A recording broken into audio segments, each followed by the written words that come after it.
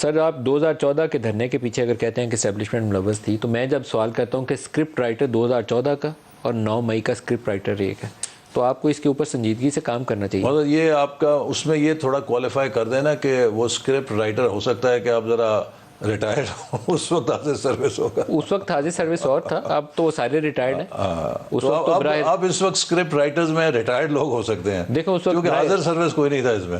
اس وقت براہ راست جو الزام تھا وہ تھا جنرل ظہیر کے اوپر. بعد میں شجاع نواز نے اپنی کتاب کے اندر بھی اس معاملے کو ڈسکلوز کیا، مشاہد اللہ خان نے اپنے انٹرویو میں ڈسکلوز کیا. آئی تھنک بریگیڈیئر سیمسم جو پاکستان تحریک انصاف کا تعلق ہے انہوں نے اپنے انٹرویوز کے اندر مختلف چیزوں کا حوالہ دیا. اب والے معاملے کے اندر ریٹائرڈ بھی ہو سکتے ہیں، ہو سکتا ہے حاضر سروس بھی کچھ موجود ہوں، مختلف کریکٹرز ہوں گے مختلف عہدوں پر، لیکن یہ جتنا بڑی ایکٹیویٹی ہوئی ہے 9 مئی کو، نہیں اس میں کوئی شبہ نہیں، یہ ایک بہت بڑی سازش تھی. اس کا مقصد یہ تھا کہ پاکستان میں خدا نہ خواستہ فوج کے ادارے میں ڈویژن پیدا کرو. اب آپ یہ دیکھیے نا امپلیکیشنز کیا ہیں. لیکن وہ آپ کا وہ ٹوبر ٹیک سنگھ والا ہے، وہ میجر جاوید اکرم ہے، بریگیڈیئر جاوید اکرم ہے، وہ وہاں پہ کور کمانڈر ہے، اس کو آگ لگ رہی ہے تو اپنی وہ ویڈیو بنا رہا ہے. وہ دروازے کے اوپر جو کھڑا ہے وہ ایک میجر کا بیٹا ہے، وہ جو کہہ رہا ہے گالیاں نکال رہا ہے، اور ایک میجر جنرل کا وہ سن ان لا ہے جو یہاں پہ ایئر فورس کا ایک آفیشل تھا جو اسلام آباد کی سڑکوں پہ گاڑیوں پہ گھوم رہا تھا. جنرل علی قلی خان ہے تو ان کی وابستگی، یا ان کا بیٹا بھی میجر ہے آرمی کا جس کی وہ ٹکٹ کے لیے خواہشمند تھے، میجر خالد ہے شاید ان کا نام. تو اے لانگ لسٹ، اور they are all known forces. اچھا ویسے حیرت کی بات ہے کہ یہ سینئر اتنے جنرلز ہیں، اب آ کے اپنا وہ جسے کہتے ہیں نا درد نکال رہے ہیں کہ ہم چیف نہیں بن سکے، تو وہ ایک اس کی پولیٹیکل مینیفیسٹیشن نہیں. آپ سے ناپسندیدگی وہ رکھ سکتے ہیں، سیاسی اختلاف بھی رکھ سکتے ہیں. جنرل علی قلی کو آپ نے نہیں چیف بنایا، اس کا غصہ ہے اگر تو جائز ہوگا. آپ نے بھی کون سا جنرل مشرف کو بنا کے صحیح کام کیا تھا، وہ پاکستان میں بھی بعد میں بھگتا. لیکن یہ کام جو 9 مئی والا تھا یہ جسٹیفائیبل نہیں ہے. صحیح بات ہے. نہیں this was a big سینسٹر design, اور اللہ کا بہت شکر ہے کہ یہ ناکام ہوا. دیکھیے ان کا یہ خیال تھا کہ پتہ نہیں کتنے جوک در جوک لاکھوں لوگ نکل آئیں گے اور اس کے بعد یہ ہر چیز کو اوور رن کر جائیں گے، اور they will create a big embarrassment for the present leadership.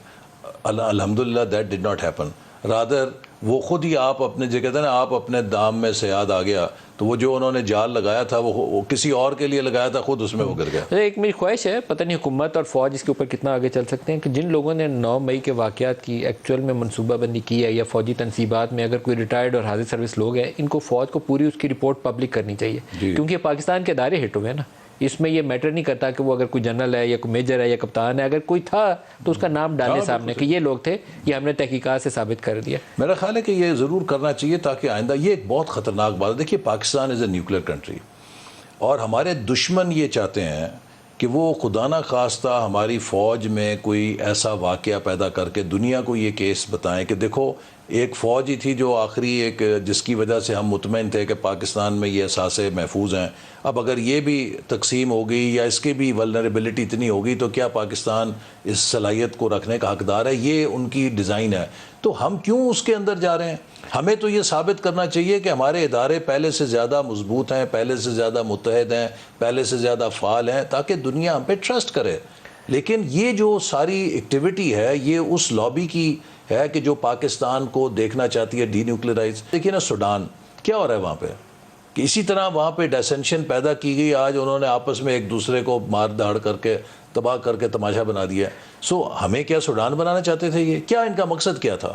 اور میں سمجھتا ہوں کہ جو لوگ بھی 9 مئی کے اندر ملوث تھے، یہ جو لوگ پکڑے گئے ہیں، جس نے کسی نے پتھر مارا، کوئی بیچارہ غریب. اچھا اور یہ آپ دیکھیے کہ عمران خان صاحب کو میں یہ پوچھنا چاہوں گا کہ اپنے بچوں کے ساتھ تو آپ شمالی علاقہ جات کی سیر کرنا چاہتے ہیں، وہ غریبوں کے بچے جن کو آپ نے نفرت بھر بھر کے، جیسے جس بچے کو نفرت بھری کہ اس نے مجھ پہ گولی چلائی، آپ نے نفرت بھر بھر کے ان سے شہداء کی یادگاروں کو تباہ کرایا، کور کمانڈر ہاؤس کو تباہ کرایا، اور اس کے بعد ان کے کیریئرز خراب کر دیے.